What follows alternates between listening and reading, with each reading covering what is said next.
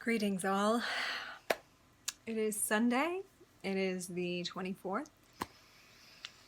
What is our shadow work to do today? What is the work that we can do to accelerate, stay on this accelerated timeline? Because those of us who are in the know, who are doing the inner work, we are the ones guiding the outer manifestation. Okay? So you can feel empowered in that knowing.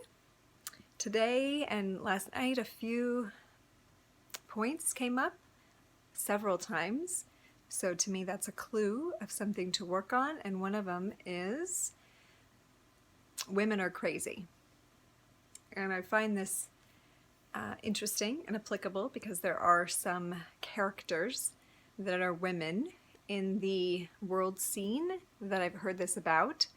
And even just of women in general, I know this has been said. So a really good practice now is for each of us to find where we are crazy, or where we have been perceived crazy, or where we feel crazy or have felt crazy, and to love those parts of ourselves and even feel how that has expressed in our body as chaotic energy, as a power source. Actually, if you can tune into a time when you've felt like you've kind of lost it. And sometimes we want to say that's bad, and we want to forget that happened or apologize, or we want to not let that happen. But to tune into when that has happened, when you have felt that sort of off the hinge, and notice that's an expression of you. It's one expression, maybe a small expression, but it is one of the abilities humanness has, if you will. And since we are trying to close down this judgmental duality, the battle of good and bad ceases when we find purpose and peace within ourselves, when we find wholeness in ourselves. So to feel that craziness and love that about ourselves, accept that, embrace that, has been part of our journey. And just feel that part of us coming back home, returning to source. Like you are a magnet and you're drawing that part back.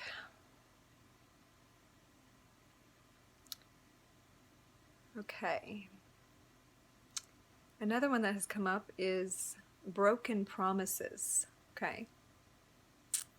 So feel this, and that can lead to lack of trust, right? And trust is a big issue going on right now. Do we trust?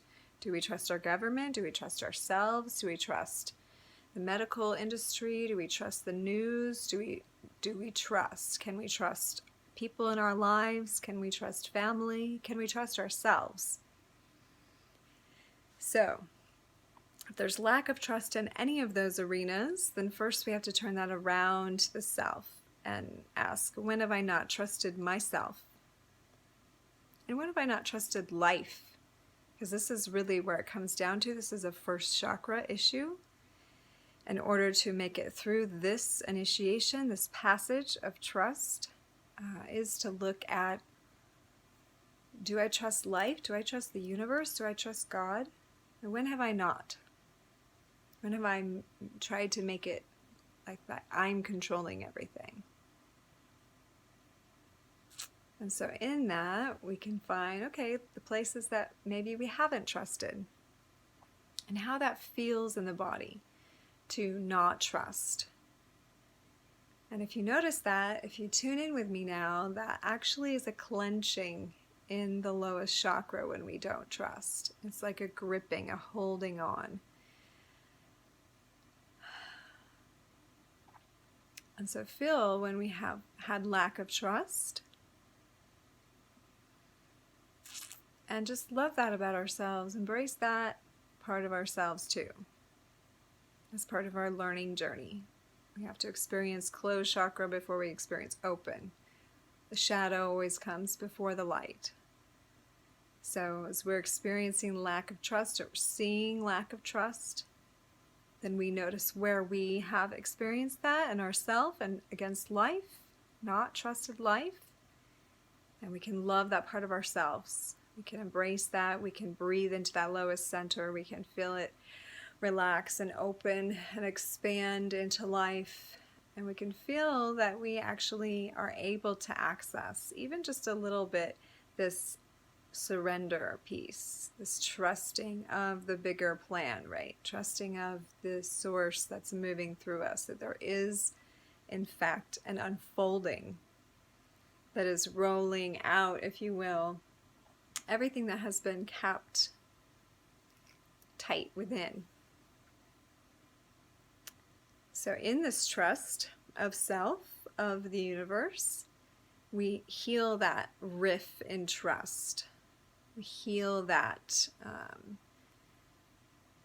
inability to believe or to trust. And we recognize it's not trust in the systems that we need, it's a trust in the bigger whole and in the self and in the connection to divinity, that there is a divine plan always running. And it cares not for the smaller picture necessarily. It is the one life unfolding. It is love unfolding. And in that unfolding are various stages of that teach us about trust, teach us about love, teach us about, surrender. So right now it is necessary to surrender. It's necessary to surrender our thoughts and our beliefs for a moment and suspend all of that and really go into a trust of life. And we can do that in our body too, when we feel where we're clenching, where we're holding tight in our body, anywhere, in our throat, in our heart, in our stomach. It's a sign that we're not trusting our normal body functions, our normal body process, because we somehow think the normal body is flawed. And that's based on a paradigm given to us by the old reality module that we're moving out of now, right? The old paradigm of decay and death. We're moving out of that into the unity field, into rejuvenation, eternal life, into self-regeneration, into sacred government. So we're crossing the bridge right now. This is the initiation. This is where surrender in all the movies is the biggest thing. Where you're stepping out onto that invisible bridge that appears only when you lay the foot down over the cavern. So where have we not trusted life that we can embrace and love about ourselves, so that part can come home to us and we can reignite that surrender and that trust again. Yes. Okay. So before we end today, let's do the I Ching. Let's do the I Ching. So I was doing some card readings last night with my sister-in-law and her sister and friend. And my brother was there. He normally never asks for any cards to be read. He's kind of like, I'm not sure about this, but he did ask for some cards to be read about what's going on with the United States and the world. And it was a very awesome reading. The overcoming of the shadow, reaching the healing was the culmination of that reading. And it always is every single time I read on it. So ask the I Ching just for a clue as to what part of that unfolding that we are in now. So it's 13 today. 13. Let's see what 13 is. 13 is fellowship. Above heaven and below fire. Unity within diversity. A signal fire burning under an open sky can be seen for miles if the conditions are right. Such a fire will draw allies and kindred spirits. Congenial fellowship in public will attract more people to your cause. A diverse alliance that shares common goals can accomplish even the most difficult task. So, Tung Jen fellowship, unity within diversity, is really a call for the like minds to join forces, to come together, to meet, to send up the smoke signal, if you will. I have been feeling this for a while, but definitely that's why I'm on Telegram now and doing a group on Telegram, and I'm connected with other like minds there. We are powerful in numbers, and our unity field is powerful as we send up the signal, hey, that's where I'm at, and join with other like minds. We are creating this new paradigm together, this new earth together.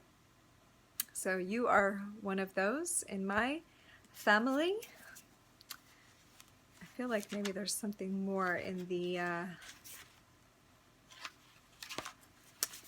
longer commentary here, so I'm going to peek. So the image of the upper trigram, Qian, is heaven, and that of the lower is the flame, Li. It is the nature of fire to flame up to heaven. This gives the idea of fellowship. It is the second line that, by virtue of its central character, unites the 5 strong lines around it. This hexagram forms a complement to Shi, the army. So the fellowship is complementing the army. It is a different kind of army.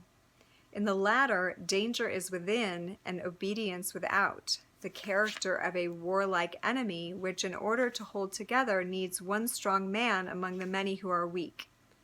But here, with this hexagram, clarity is within and strength without, the character of a peaceful union of men and women who, in order to hold together, need one yielding nature among many firm persons. One yielding nature. So let's look into that a little bit deeper. The judgment on this card is fellowship with men in the open, success. It furthers one to cross the great water. The perseverance of the superior man furthers. So true fellowship among men must be based upon a concern that is universal. It is not the private interests of the individual that create lasting fellowship, but rather the goals of humanity. This is why it is said that fellowship with men in the open succeeds. If unity of this kind prevails, even difficult and dangerous tasks such as crossing the great water can be accomplished. But in order to bring about this sort of fellowship, a persevering and enlightened leader is needed. A man with clear, convincing, and inspiring aims and the strength to carry them out. So the image is heaven together with fire, the image of fellowship with men. Thus the superior man organizes the clans and makes distinctions between things. Okay, so there definitely is this organizing force of those of like mind. So thank you for being one of those now, joining me here. And if there's any questions or comments, I would love to hear. And if anyone needs support at this time, please definitely reach out. Thank you so much for being who you are in this ascension process. And we'll talk more soon.